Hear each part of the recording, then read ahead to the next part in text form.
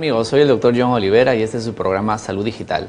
Hoy hablaremos sobre un tema súper interesante que son las rinoplastías. Para ello hemos invitado a una reconocida médico cirujano plástico, la doctora Leila Meléndez, que nos hablará de esto y mucho más aquí en su programa Salud Digital.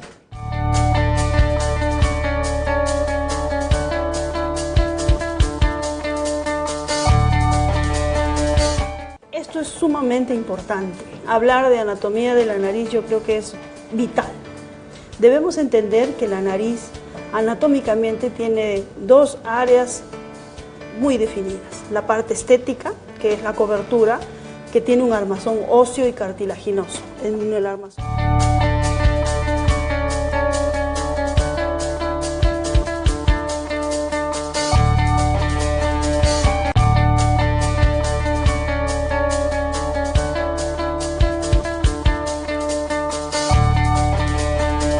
Amigos, como les comentamos anteriormente, estamos con la doctora Leila Meléndez, quien es médico cirujano plástico del Hospital Cayetano Heredia. ¿Qué tal? Un gusto. Bienvenida al programa, doctora. Un gusto siempre estar con ustedes. Sí, y hoy vamos a tocar un tema súper interesante que son las rinoplastías y nos vamos a enterar cuándo y cómo debemos hacer si queremos hacernos estas rinoplastías. Pero hablemos o iniciemos conversando un poco sobre la anatomía de la nariz y qué funciones tiene, ¿no? Esto es sumamente importante. Hablar de anatomía de la nariz yo creo que es vital. Debemos entender que la nariz anatómicamente tiene dos áreas muy definidas. La parte estética, que es la cobertura, que tiene un armazón óseo y cartilaginoso. En el armazón óseo tenemos los huesos nasales y el armazón cartilaginoso externo tenemos el cartílago cuadrangular y el cartílago alar de la punta. Este cartílago y estos huesitos son sumamente delgaditos, por tanto, si a uno le cae un pelotazo o un golpe, es sumamente fácil quebrarlos. Y por tanto, al quebrarse, va a desviarse la nariz, va a salirle una jiba, va a achatarse la nariz, hablando de estética. Si nos referimos a la parte funcional en lo que responde a la anatomía de la nariz, tenemos algo indispensable que es el septum nasal. El septum nasal es como una pared que divide la nariz en dos fosas nasales, derecha e izquierda. Esta pared en su parte anterior tiene una estructura cartilaginosa y en su parte posterior tiene una estructura ósea que está pegadita al cerebro, que es la lámina perpendicular del etmoides. Claro. Igual es sumamente delgada, doctor. Con este mismo golpe perfectamente se puede desviar, fracturar, dañar. Y esto, más allá de que la nariz se vea mal, no funciona. Claro. Al no funcionar, tenemos una desviación septal que obstruye la fosa nasal derecha o la fosa nasal izquierda, limitando la respiración. Si yo tengo un niño joven que tiene una desviación septal, va a dormir con la boca abierta. Todos los bichos se van a pegar en su garganta porque la mucosa nasal filtra y calienta el aire. Claro. Ahora, hablando del filtrado, digamos, en las fosas nasales tenemos pequeñas vellosidades que, además de hacer como una especie de barrera para las partículas más o menos grandes, ¿no? La nariz también influye en el calentamiento del aire para ingresar a los pulmones, ¿verdad? Yo siempre pienso que Dios y la naturaleza son maravillosos, maravillosos. Efectivamente, dentro de la fosa nasal, nosotros, aparte de tener estas dos cavidades, fosa nasal derecha e izquierda, por donde ingresa el aire, la mucosa es una mucosa sumamente especializada. Tiene una cobertura mucosa, ¿no?, llena de unos hilios o cilios, ¿no?, y adherida o adyacente a ella están los senos paranasales. Entonces, el aire ingresa a la fosa nasal.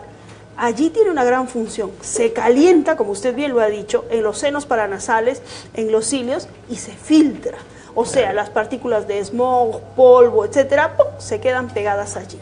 Todo este sistema, cuando hay una obstrucción nasal, se daña.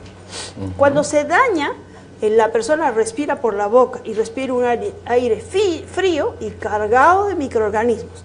Inicia con una faringitis, continúa con una faringoamigdalitis, un problema pulmonar, otitis, sinusitis, y infección del oído medio, perforación de la membrana timpánica. Es decir, como decía un maestro hace muchos años, es como una tela de araña. Uno va cayendo en una desviación septal y va terminando con otitis y sinusitis. Dañando por todos lados.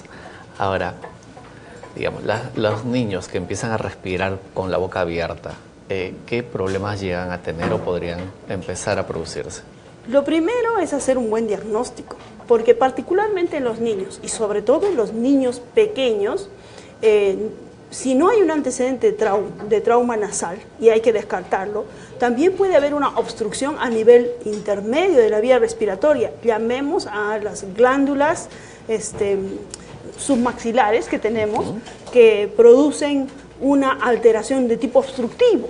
Por tanto, los niños tienen que ser operados de las amígdalas, ¿no es cierto? Que no tiene tanto que ver con la nariz, pero que definitivamente influye. Si descartamos que es un tema de amígdalas, nos enfocamos en la nariz y por tanto tendremos que hacerle una endoscopía. La cirugía del septum nasal puede hacerse a cualquier edad, porque es de índole obstructivo, o sea, resolver la obstrucción, y de índole reconstructivo, restaurar la función respiratoria. Ahora, los cornetes que tenemos en las narices que nos estaba explicando, ¿qué función tienen los cornetes? Los cornetes, para que el aire tenga el suficiente espacio de filtración y de calentamiento, nuestra estructura mucosa es extendida. O sea, no solo ocupa una pared así, sino ocupa una pared llena de repisas osteocartilaginosas, de manera que tiene más espacio donde filtrarse y calentarse. La función de los cornetes es tener mayor área de contacto para atrapar las partículas de smog. En Lima, en realidad, se ha identificado una cantidad inmensa de partículas contaminantes que hay en el medio ambiente por este parque automotor que tenemos, que es tan numeroso, ¿no? Por tanto, tan contaminados. Respiramos humo y polvo. Y encima si uno se pone a fumar, mucho peor. Y encima le ponemos, eso sí, de hablando del cigarrillo, ¿produce alguna alteración a nivel olfatorio, al nivel de la mucosa? En el cigarrillo se han encontrado más de 10 elementos propios de la combustión del cigarro, que son desde cancerígenos, sumamente cancerígenos, hasta inmunoestimulantes, de tal manera que producen un daño de los cilios nasales, haciendo que la mucosa nasal cada vez se vuelva más inerte y menos móvil y menos irrigada. Por tanto, una mucosa nasal de una persona fumadora tiene una capacidad de filtración mucho menor porque está sometida a un estrés contaminante continuo, ¿no? Además de ello, hay una cosa muy grave, y es que este producto de la combustión del cigarro, o sea, el humo, produce una alteración de la membrana amarilla. La membrana amarilla es una lámina sumamente especializada que tiene que ver con la sensación de los olores. Entonces, si nosotros estamos sometiendo a nuestra membrana amarilla con una serie de productos químicos, productos de la combustión, obviamente la sensación olfatoria, ¿no? Va a ser terrible, ¿no? Entonces invoco a todas las personas a que hagamos un esfuerzo y dejemos el humo, y no solo a aquellos que lo hacen o lo fuman, sino a los fumadores pasivos, la esposa, los hijos y todas las personas que conviven que además empiezas a inhalar todos los desechos ya contaminados mucho más fuertes y potentes que el propio fumador, ¿verdad? Exactamente, y en forma pasiva. Ahora, yéndonos a un tema más de las rinoplastías, digamos. Una persona que tiene la nariz grande, probablemente quiere operarse y todo esto, ¿el tamaño de la nariz influye en algo? Digamos, como se dice, ¿va a tener mejor olfato o no va a tener mejor olfato? ¿O solamente es un tema estético? No.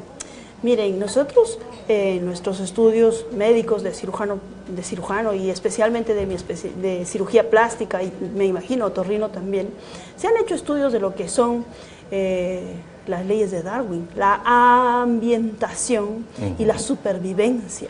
Nuestras razas tienen mucho que ver con nuestras estructuras nasales. Hay un trabajo sumamente maravilloso en cirugía plástica que demuestra lo que se llama la nariz andina.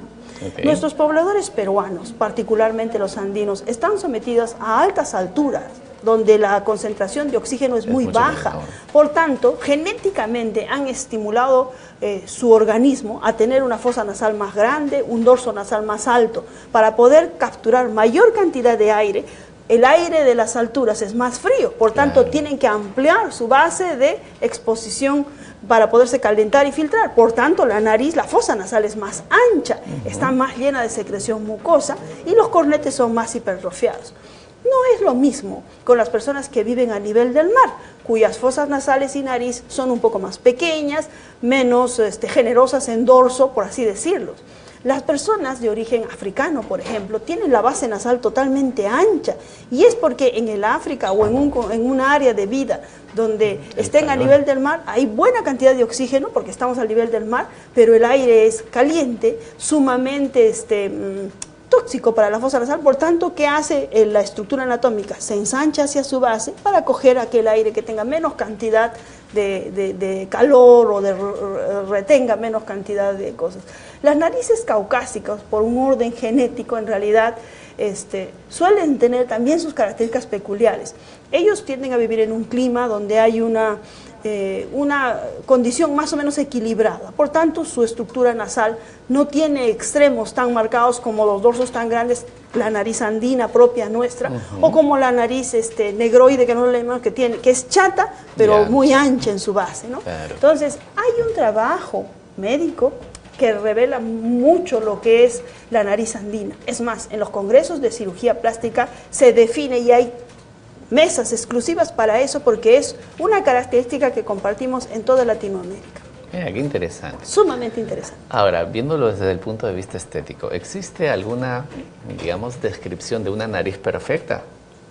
En realidad... ¿O es que las narices se van, digamos, adaptando a la forma de la cara de la persona? Ya, lo que pienso que es importante es que cada ser humano tiene una estructura anatómica propia. Es decir, si un rostro es ancho, su naricita probablemente sea muy compatible para ese rostro, ¿no? O sea, si yo tengo mi diámetro interpómulos de una dimensión, guardará proporción con mi base nasal, ¿no es cierto? Okay. Entonces, cada nariz es muy compatible a su rostro. Ahora, por cuestiones genéticas, puede tener una jiba muy alta, una puntita muy caída.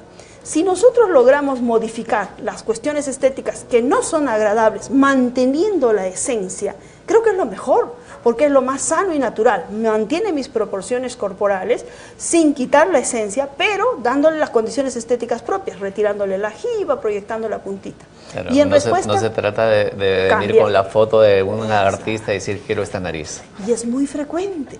Viene una persona de origen andino, de nuestro origen, y con un rostro grandecito, y me trae la nariz de Angelina Jolie, y me dice, quiero esta nariz. Yo le digo, mi amor, tendríamos que hablar con el papá de Angelina Jolie a ver si puede hacer algo. O sea, son cosas que no se pueden hacer porque son genéticas, ¿no? Porque muchas veces también si uno le pone una nariz desproporcionada, digamos, va a cambiar demasiado la anatomía de la faz. Y ya no se ve compatible. Claro. ¿Por qué?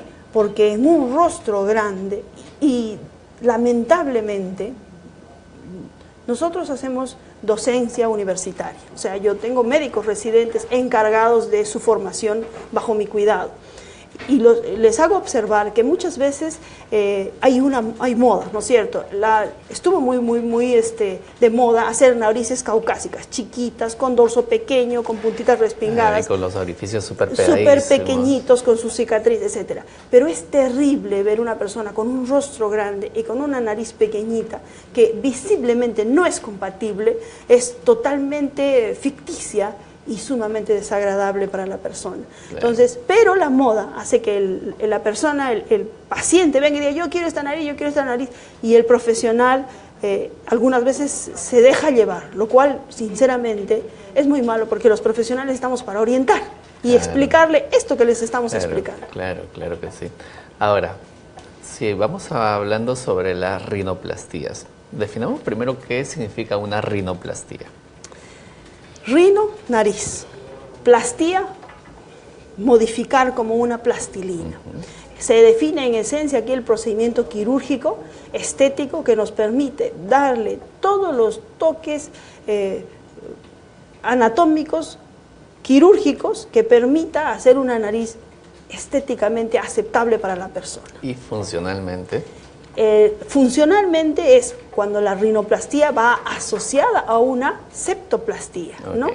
Obviamente toda rinoplastía debe ser funcional, porque como usted muy bien lo dijo, no podemos dejar una nariz sumamente chiquita que ni siquiera pueda percibir el aire, o no podemos durante un procedimiento estético crear bridas y adherencias que no permitan que el aire pase. Entonces debe ser un procedimiento estético por excelencia, pero que mantenga la función en un 100% o que la mejore. Claro, ok. Tengamos una muchachita que viene a hacerse una rinoplastía y tiene 13 años. La pregunta va dirigida a esta. ¿A partir de qué edad una persona se puede hacer una rinoplastía? ¿Y hasta qué edad también? Para poner los límites. Esto se ha vuelto sumamente importante en esta época. Hace como 2 meses me llamaron de un medio de comunicación donde existía una niña, hija de una persona muy conocida de la farándula, que quería hacerse una rinoplastía cuando tenía menos de 14 años y era por el selfie, porque en el selfie no se le veía bien, cuando sus estructuras anatómicas todavía no habían completado su desarrollo y osificación correcta. Es probable pues que el niño o el adolescente que ya se fije en su cuerpo se dé cuenta que pues que la jiba es muy alta, la punta está muy caída, qué sé yo, pero hay que hacer comprender a los padres de familia en primer lugar y a los jóvenes que nos están viendo que las estructuras anatómicas tienen que osificarse, particularmente las óseas, y esta osificación se completa en un 97% hasta los 15, 16 años. Por tanto, es recomendable no hacer una rinoplastía hasta esa edad superior a los 15 o 16 años. Es lo correcto. Probablemente pues el joven va a tener que tener un poco de paciencia y los padres van a tener que comprender ello. Además, los jóvenes, cuanto más pequeños, su procedimiento quirúrgico es sumamente más cuidadoso, porque las drogas que se utilizan para la sedación tienen que ser manejadas de forma mucho más delicada. Una persona adulta, en cambio, ya tiene condiciones más estándares para tolerar este tipo de procedimiento. Y otra cosa más, el tema emocional. Un adolescente de 13 años no está preparado emocionalmente para asumir una de estas cirugías que vaya a modificar su condición estética. Claro. Ahora, la forma de la nariz, digamos, de la nariz adulta, ¿a partir de qué edad ya se determina una nariz adulta, digamos, como para que uno pueda sacar conclusiones? Exacto. Ya. A los 13 años, varoncitos y mujercitas tienen un periodo de crecimiento bastante intenso entre los 10 y 17, 18 años, en más y en menos. Se dice que los varones incluso crecen un poco más hasta los 21 y que las damas desafortunadamente cuando menstruan ya casi retardan su crecimiento porque son otras las hormonas que empiezan a predominar. Eso es totalmente cierto. Pero lo que hay que saber es lo siguiente, que a partir de los 13, 14 años, la estructura ósea ya está en un 90%. Por tanto, si yo tengo un niño adolescente, puber, prepuber, que ya estoy percibiendo que tiene un dorso sumamente grande, que la punta nasal está cayéndose hacia abajo, yo ya puedo programarme que este jovencito vaya a ser recomendable en él hacerle una rinoplastía, una cirugía estética. Y más aún, si este jovencito durante su niñez ha recibido un golpe nasal, respira con la boca abierta, se estupe la nariz constantemente, está con procesos respiratorios continuos, está con faringitis continua, debo yo hacerle un examen nasal para verificar si hay una desviación, una hipertrofia o cualquier anomalía de la nariz. Ahora, generalmente todos los niños tienen naricitas muy pequeñas y a medida que se van desarrollando, digamos que se van modificando. ¿A partir de qué edad empieza esta modificación de las narices de los niños hacia una nariz adulta? Bueno, termina cuando ya como nos ha explicado, ¿no? Efectivamente. Eso es fabuloso. Tengo yo un paciente que me dice así, doctora, pero yo cuando era bebito tenía linda nariz, no sé qué pasó. Y nunca me golpeé. Y nunca me golpeé y no hice nada, pero mire, le digo, bueno, hay que preguntar a los papás porque nosotros tenemos un gran componente genético. Lo que yo siempre hago en el consultorio es cuando vienen los jóvenes con los padres, los miro a los dos. Tengo un caso sumamente cómico que en algún momento le comento sobre este tema, ¿no? Bueno, el asunto para responder la pregunta en particular es, que es a partir de los 10 a 12 años donde aumenta la secreción de la hormona de crecimiento, cuando los cartílagos, o sea, los ejes embrionarios condrales y los ejes de osificación de la parte ósea empiezan a completar su maduración. Por tanto, es en este momento en que se van creciendo y mostrando las estructuras óseas y cartilaginosas. Compatible en ello, la piel. Claro. Por tanto, ahí empezaremos a notar la jibita, el dorso, la punta nasal, y se llegará a sus 97% de crecimiento entre los 15 y 16 años, cuando ya se definirá que es un momento apropiado para que la persona pueda hacerse un procedimiento quirúrgico estético. Creo que sí. Amigos, estamos conversando con la doctora Leila Meléndez, con quien estamos hablando sobre las rinoplastías. Tras la pausa volvemos para seguir conversando de este tema.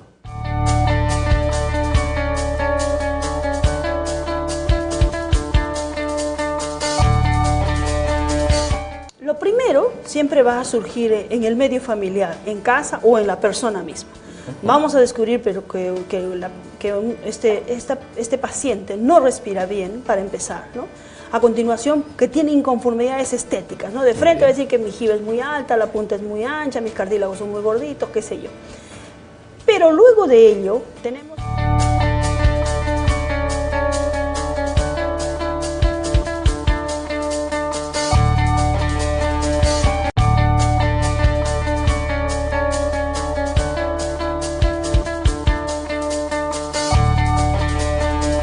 Amigos, continuamos con el programa. Estamos hablando con la doctora Leila Meléndez sobre las rinoplastías.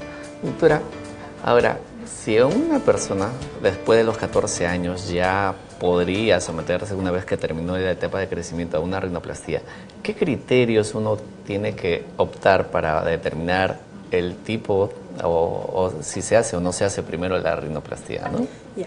Lo primero siempre va a surgir en el medio familiar, en casa o en la persona misma.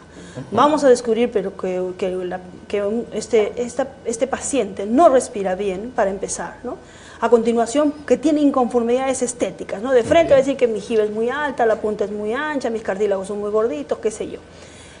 Pero luego de ello, tenemos nosotros ya desde el punto de vista médico, primero siempre solicitar una radiografía de huesos propios de la nariz y senos paranasales.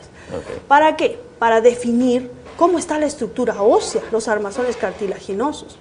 Luego, si es que encontramos algún signo positivo, ¿no? Si encontramos una fractura antigua, muchas veces, les soy honesta, ni siquiera los niños o los jóvenes o los adultos se acuerdan de un golpe.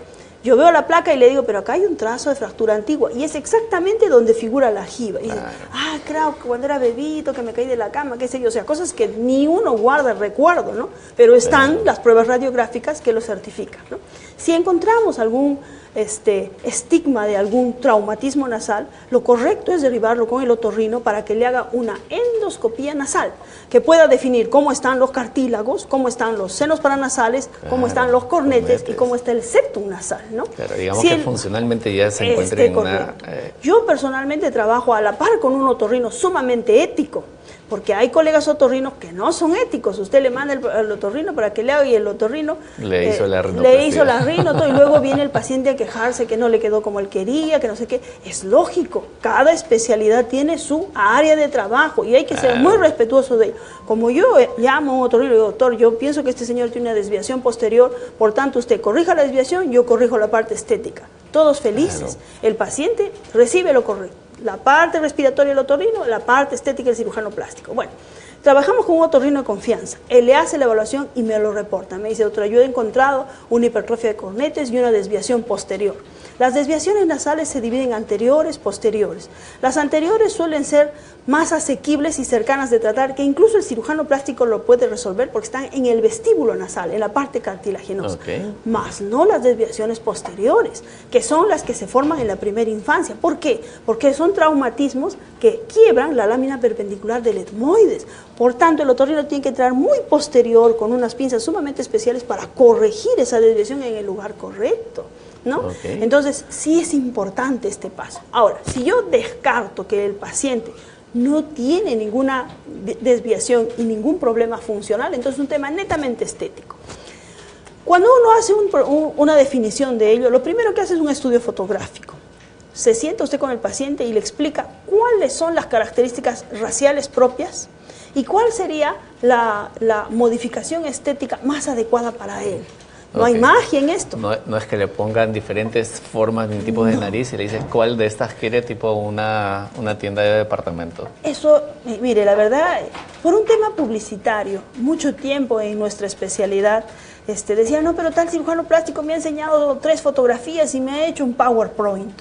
Yo trato de hacerles entender a mis residentes, que son médicos en formación, y a mis pacientes, que lo que uno hace con una cámara, con una computadora y con un programa, no lo va a poder reproducir en un tejido humano lleno de estructura y de huesos y de anatomía y etcétera. Claro. Por tanto, no es compatible. Es más, en los congresos de cirugía plástica ya se ha definido que estos programas, lejos de ayudar al cirujano plástico, le acarrean problemas médicos legales. Afortunadamente en el Perú no ha pegado tanto, pero le cuento que en Estados Unidos hay una serie de juicios por esto. Claro, porque el paciente le pone la foto. Exacto. Hasta se la imprime. El paciente va al año y le dice, mire doctor, mi nariz está más o menos bien, sí, no me gusta, pero no está como lo que usted me dijo. Claro, como la de Angelina Jolie. No está, mire esto, aquí, y no está. Entonces, es una falacia. Es más, se crean expectativas falsas. Ok. Ahora, ustedes, digamos, como comentaba, le hace una imagen fotográfica y hace una relación entre la forma de la cara y el tipo de nariz que le puede ir. Por supuesto. Es más, en mi práctica privada en particular, yo considero que es mejor en el mismo paciente graficar lo que él tiene y lo que en él se puede conseguir. ¿Cómo es esto? Usted saca una fotografía, ¿no? La sacamos. Okay. Recuesta al paciente y en el mismo paciente la anatomía de la nariz es sumamente accesible. Lo que necesitamos, como les digo a mis residentes, son sus deditos y mucha observación. Usted toca el dorso nasal, inmediatamente siente el hueso. Usted toca el nasion, siente la raíz de la estructura ósea, que es el hueso nasal, claro. Continuación del maxilar inferior, toca el cartílago cuadrangular y toca el cartílago alar y lo dibuja, así literalmente lo dibuja, tal cual como se los dibujo a mis pacientes. Y le digo, por esto podemos hacer lo siguiente, te sobra 4 milímetros de dorso, tienes una proyección que debería ser, digamos, de 12, 16 centímetros, tú la tienes de 21, vamos a convertirla de 16, ni 12 que es muy chico para ti, ni la vamos a convertir de 16. Tu dorso nasal tiene una prominencia que excede en tanto a lo normal y esto es lo que puedo conseguir, ¿no? Okay. Afortunadamente, más pacientes, cada vez más, están muy de acuerdo con que su estructura nasal sea bonita, pero bonita para él. Claro. Y cumpla sus estructuras anatómicas, estéticas propias y que no se parezca a nadie. Y ahora, ¿qué estructuras anatómicas toma en cuenta dentro de la fascia para determinar cuál o qué tipo de nariz? Ya, son varias. Primera, la más importante, es la longitud de la cara. Okay. La longitud de la cara se mide desde el vértex al mentón. Por tanto, la longitud de la nariz debe guardar proporción, más o menos una tercera parte de esta estructura. Imagínense, tenemos un rostro redondito y una nariz larga. Claro. No es compatible. Luego, este es el primer diámetro. Luego, los pómulos. ¿Por qué? En los pacientes justo de raza negra tienen la característica, tienen los pómulos anchos y la cara redonda. Es por eso que su nariz es ancha. Claro. Y las bases nasales caídas. Sí podemos afinar un poco este dorso nasal, reducir el ancho de la nariz, pero nada que no sea compatible con su diámetro bipomular, por así decirlo, ¿no? Luego, en el rostro propio, el mentón. Hay una línea perpendicular que se traza entre el nasion y la línea del pómulo más prominente. Se dice que si uno hace una topografía facial, esto ya es un poco más fino, ¿no? Podemos hablar de lo que se llama perfiloplastía. La perfiloplastía, para mantener un equilibrio facial, dice que debe estar en el mismo plano el vértex más el pómulo. ¿Qué pasa con los problemas de maxilar inferior? Claro, si el maxilar es muy prominente o está retrognático. Terrible. ¿Por qué? Porque hacemos una linda nariz, pero el pómulo está hipoplásico y chato hacia atrás. Por tanto, nuestro trabajo no es tan visible. Si nosotros hacemos un procedimiento en el pómulo y le ponemos o bien un poco de lipoinjerto o una prótesis de mentón, hacemos una simetría del rostro. Y así varios procedimientos derivados de observar las estructuras faciales de cada persona. Entonces nos da una idea de cómo sería lo ideal para esa persona, sin que transgreda sus propias características raciales.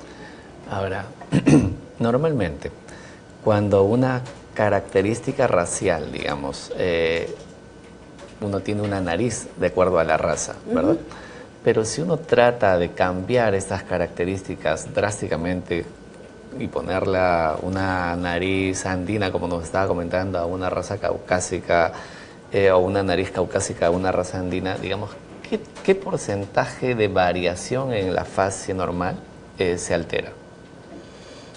En realidad no debería alterarse. Okay. Lo que recomiendan los consensos de cirugía plástica es que toda y cada raza debe mantener sus características propias. ¿Qué quiere decir?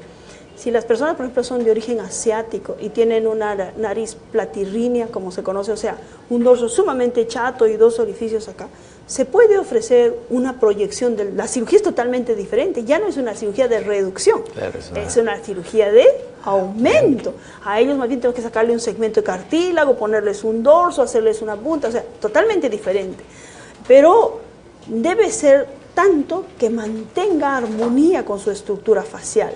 No puede ser un rostro totalmente chato con una prominencia que no haga compatibilidad con sus pómulos, con los ojos. Entonces, los consensos en cirugía plástica recomiendan mantener las características raciales genéticas propias.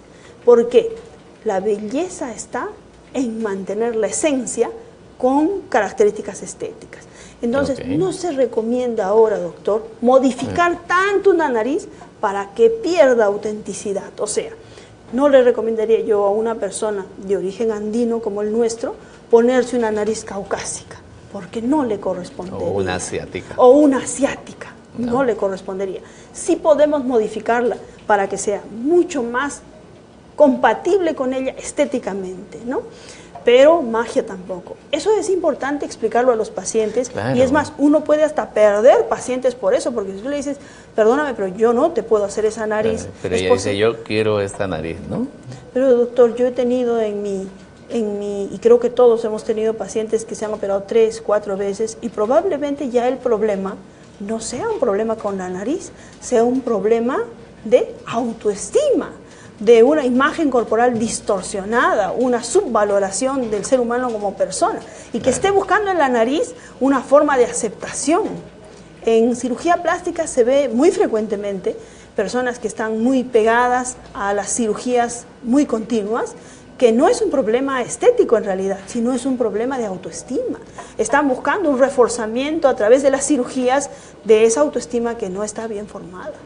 Yo mando frecuentemente pacientes a psicología para que reciban un reporte emocional, un soporte emocional antes de hacer procedimientos estéticos. Y me doy con la ingrata sorpresa que muchas veces los requerimientos son más un tema de autoestima, particularmente en los pacientes que dicen, no, pero yo quiero que sea como Angelina Jolie, o como Brad Pitt, pero hay que hacerle entender que no. Es Brad Pitt, que tiene su propia vida, tiene sus propios sueños, debe tener sus propios objetivos y debe amarse tal cual como es. Claro, creo que sí. Bueno amigos, estamos hablando sobre la rinoplastía. Si no se olvide de ingresar a www.digital TV Perú, donde podrá ver toda la programación, y también de visitar nuestro fanpage que es Salud Digital Oficial. Volvemos tras la pausa.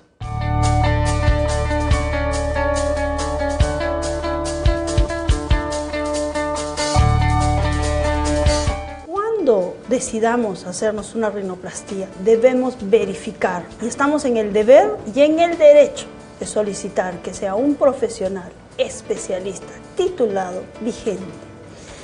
Lo que tú has dicho es cierto y penoso, ¿no? Se ven en los periódicos rinoplastia con polímeros, 600 soles. O las que dicen.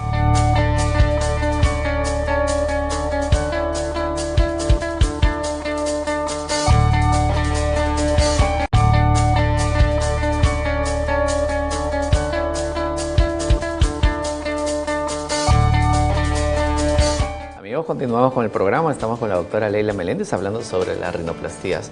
Doctora, el procedimiento en sí de una rinoplastía es un acto quirúrgico, pero existe en la actualidad digamos, diversas formas que ni siquiera médicos vienen realizando este tipo de procedimientos donde les inyectan N sustancias y a las finales, digamos, terminan con una lesión casi irreparable, ¿no? Pero explícanos un poco el tema de la rinoplastía, en lo que consiste el procedimiento. Cuando decidamos hacernos una rinoplastía, debemos verificar, y estamos en el deber y en el derecho de solicitar que sea un profesional, especialista, titulado, vigente. Lo que tú has dicho es cierto y penoso, ¿no? Se ven en los periódicos rinoplastia con polímeros, 600 soles. O las que dicen rinoplastías o cirugías sin corte, sin dolor, ¿no? sin anestesia, sin dolor, sin nada, o con hilo. Es un desastre. Hay una falta de escrúpulos, diría yo, una ansia de lucro tan grande que pasa por toda observancia de los principios médicos quirúrgicos, ¿no? Algunas personas que solo tienen este fin lucrativo, netamente lucrativo, utilizan metacrilato, que es el gel de silicona industrial, silicona, sí, esa que se usa para pegar, sí, esa misma que usamos para forrar los cuadernos de esa, ¿no? La esterilizan, qué sé yo, le dan una que otra, la maquillan de algún modo, y bueno, si tenemos la señorita que tiene la puntita caída o una jibita, va donde ni consultorio, qué sé yo, una peluquería, ¿no? O van donde alguien que asistió en algún momento y coge sin ningún escrúpulo y ¡juá! Le zampan 1 centímetro de metacrilato acá y otro centímetro de metacrilato ahí. Le queda, al comienzo quizás no se vea mal, ¿no? Pero como desafortunadamente estas sustancias migran, se va cayendo, se hacen grumos, el organismo hace una reacción a cuerpo extraño, la punta de la semana se ve como una bola, como una canica, regresan donde la persona y les dicen, no, yo no te conozco, nunca te vi, cierran el local y se van a otro local para seguir haciendo daño. Pero ya la lesión está dada. Y luego vienen al hospital porque tienen celulitis, ¿no? Infecciones, porque el material se les sale como aceitito porque está extruyéndose, ¿no? Claro. O en su defecto ya ha madurado la persona como ser humano y dice, doctor, en un momento de mi vida lo hice y ahora ¿qué puedo hacer? Para un cirujano es sumamente complicado corregir esto. ¿Por qué? Porque le hemos puesto un elemento externo como silicona al tejido graso, ¿no? Que es sumamente difícil retirarlo. A eso le iba a preguntar, ¿cómo haces para retirar ese tejido? Ay, mi estimado, sufrimos como no tiene idea. La rinoplastia es una cirugía sumamente linda. En un área de menos de 10 centímetros, por una incisión de menos de 1 centímetro, se tienen que modificar estructuras óseas, porque habíamos explicado anatómicamente que tenemos el hueso nasal, estructuras cartilaginosas, habíamos explicado que tenemos el cartílago triangular y el cartílago alar, ¿no? Por tanto, se trabaja con sumo cuidado. Les comento yo a mis residentes que es una de las cirugías más finas y más delicadas. ¿Por qué? Porque por ese orificio de 1 centímetro, usted tiene que hacer todo ese trabajo y los elementos que se utilizan son sumamente finitos y la manipulación es de lo más delicada que sea posible. ¿Por qué? Por la misma área, ¿no? Entonces, por esa área, imagínese, además del entrenamiento que se necesita para hacer esta rinoplastia, tratar de retirar estos elementos extraños que ni los podemos ver porque están mezclados con la grasa o la piel del propio paciente. Lo único que se trata de hacer es evertir la piel de la nariz y tratar de retirar todo lo que buenamente se pueda sacar. Nunca se retira todo y nunca queda tan bien como nos gustaría, porque es como si tuviéramos un edredón infiltrando nuestra piel, ¿no? Engrosándola, dañándola. Para hacer este tipo de cirugía se utiliza anestesia local, anestesia general. ¿Cómo es el procedimiento? Ya. La rinoplastia está catalogada. Dentro de la gama de cirugías tenemos cirugías de baja complejidad hasta las de más alta complejidad. La rinoplastia como tal está en moderada a baja complejidad, afortunadamente. Por tanto, sí se precisa hacer exámenes preoperatorios, dentro de ellos la radiografía, ¿no? Esta evaluación otorrinolaringológica previa, y si todo está bien, un hemograma, un riesgo quirúrgico cardiovascular que nos garantice que la persona está sana y en condiciones de hacerse una cirugía de complejidad. Y también lo emocional, ¿no? Y también un soporte emocional. Luego de eso podemos solicitarle al paciente una evaluación anestesiológica con nuestro anestesiólogo, y la anestesia que se utiliza es la sedación, doctor. Okay. O sea, se coloca un medicamento tipo un sedante o un hipnótico para que el paciente se encuentre en un sueño inducido. muy ligero, o sea, que él pueda respirar espontáneamente, Claro. pueda despertarse, toser si es necesario, deglutir si es necesario. En esas condiciones se coloca anestesia local, o sea, la silocaína, esa que se utiliza para curar los dientes, la Es la misma, misma. ¿no? Se infiltra toda la naricita de manera que el paciente puede despertarse durante el procedimiento y uno está trabajando en su dorso nasal. El paciente puede percibir que nuestros deditos están por ahí, pero no siente ningún dolor. No, así debe ser una cirugía y debe ser una experiencia agradable. Yo escucho con mucha frecuencia que quizá por un tema económico no se asume el gasto del anestesiólogo porque es un anestesiólogo el que ceda al paciente, lo hacen totalmente con local y resulta ser una tortura porque es una experiencia nefasta. Uno siente el martillito, el cincel, la raspita y suele ser una experiencia no muy agradable. ¿Y existe algunos efectos adversos después de una rinoplastía? Digamos, ¿qué efectos colaterales uno podría tener? Cuando no está hecha en manos calificadas, incluso pienso yo que un médico cirujano plástico, o sea, un médico con 7 años de formación, más 3 años de residencia de cirugía plástica, nunca está 100% listo para hacer una rinoplastía totalmente. ¿Por qué? Porque es una de las cirugías que amerita mayor pericia, junto con el labio fisurado, por lo delicado y por el área en que se opera. Y además, ¿no? por lo limitante de los espacios. Exacto, ¿no? por lo estrecho de los espacios, etcétera. Entonces, mínimamente debe exigirse eso, que tenga esa formación, ¿no? Y que una vez que tenga esa formación, que tenga cierta casuística, cierta cantidad de casos ya operados exitosos para que el colega se sienta en toda la libertad de hacerlo una y otra vez. Ahora, un profesional preparado, si tuviera una complicación tipo un sangrado, también está preparado para resolverlas, porque para eso se hace la especialidad. Si yo tengo un sangrado, sé que lo tengo que taponar. Si yo, qué sé yo, siento de que mi dorso no está, sé cómo resecar un poquito más. Si mi osteotomía es muy alta, ¿sabe? Esa es la residencia, cosa que una persona que no tenga la formación, un médico general o un médico estético que una vez vio y quiso reproducirlo, no está preparado para hacerlo, y ahí vienen las consecuencias, ¿no?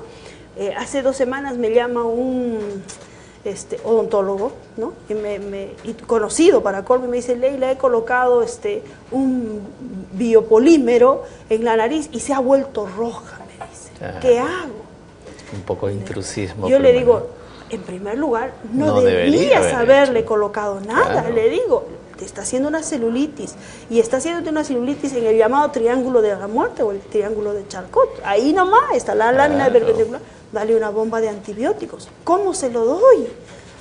Lógico, no es médico, es odontólogo, no tiene ni idea cómo se prescriben ciertos tipos de antibióticos a grandes dosis.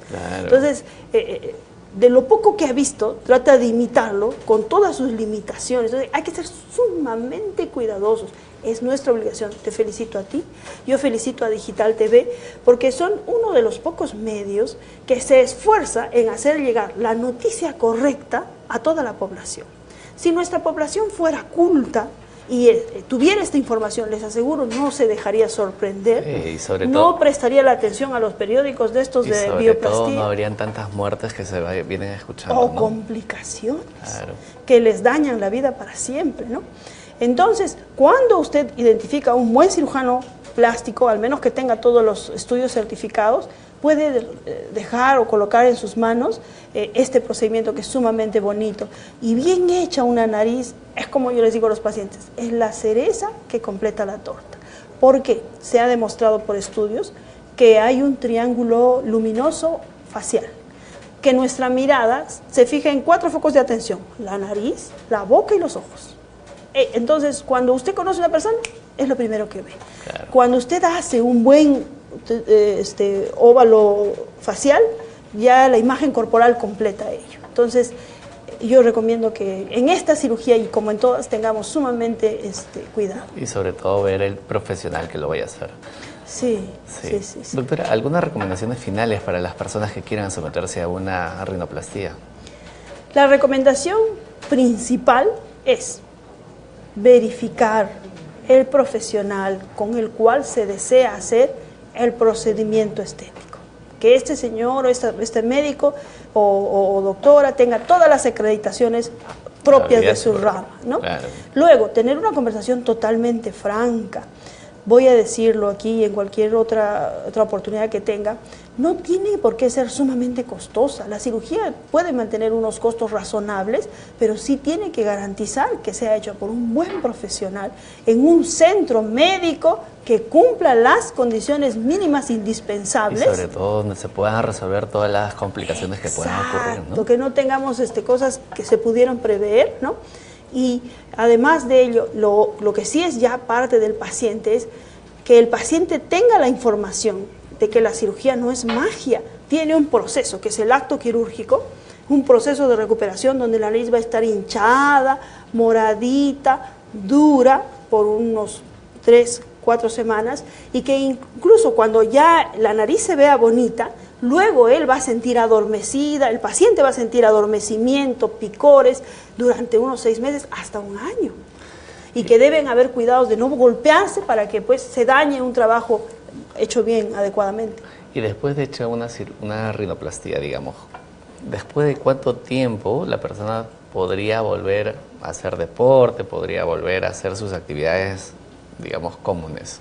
Lo más demoroso en sanar en una rinoplastia es el hueso nasal. Okay.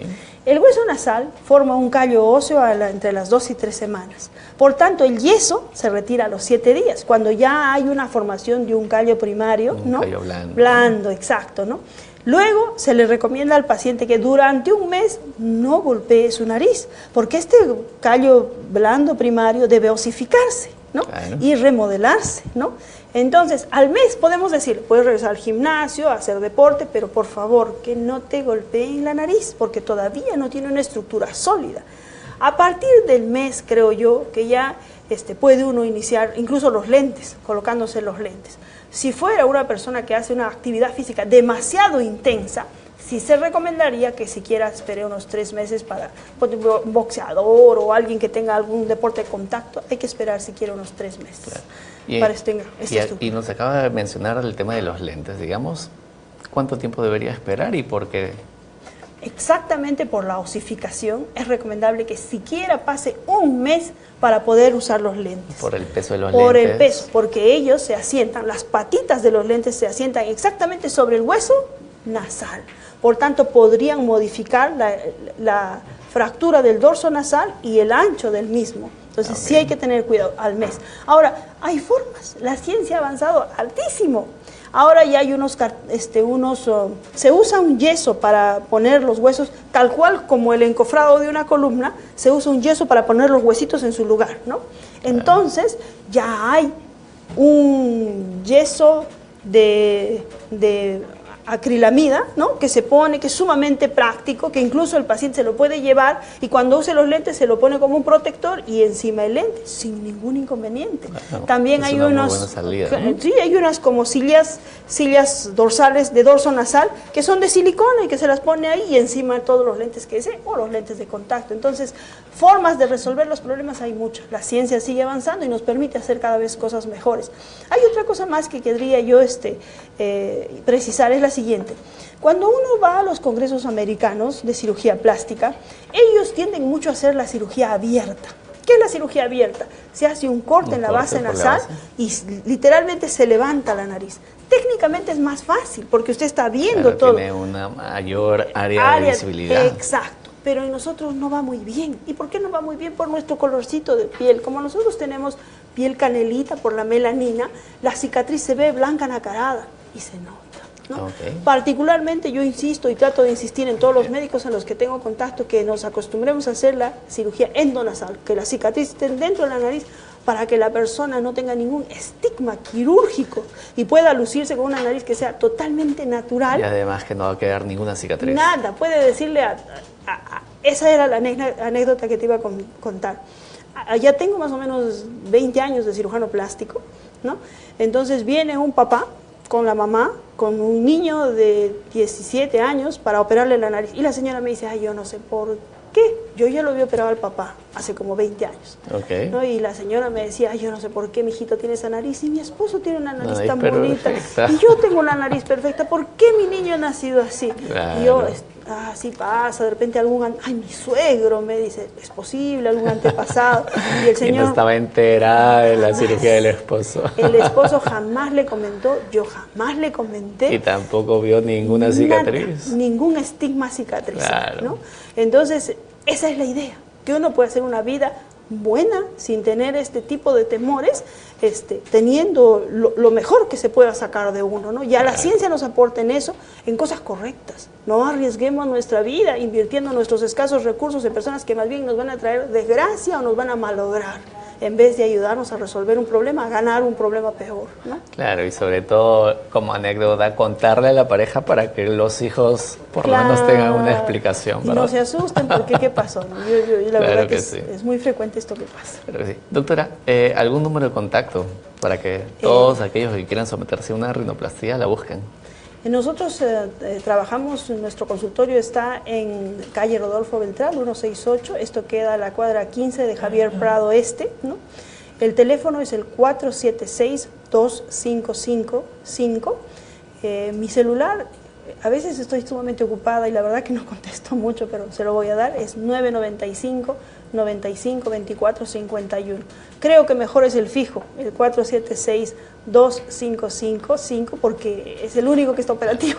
O también dejarle los WhatsApps que están de moda y ahí la doctora también puede. Mucho mejor. Yo puede les responder agradezco, en el por momento que favor, pueda, ¿no? déjenme todos sus WhatsApp, porque aunque sea en la noche, a las 10, 11 de la noche puedo responderlos, porque sí, es muy complicado que pueda responder todas las llamadas. Claro. Últimamente trato solo de responder a los conocidos porque suena mucho y eso perturba mi trabajo porque es de concentración. Claro, claro que sí. Sí, Bueno, sí. doctora, muchísimas gracias y bueno, aquellas personas que quieran acudir a hacerse un procedimiento quirúrgico como una rinoplastia tiene que ser en manos de expertos, como lo acaba de comentar la doctora. Con nosotros será hasta nuestro siguiente programa y no se olviden que prevenir es mejor que curar. Nos vemos.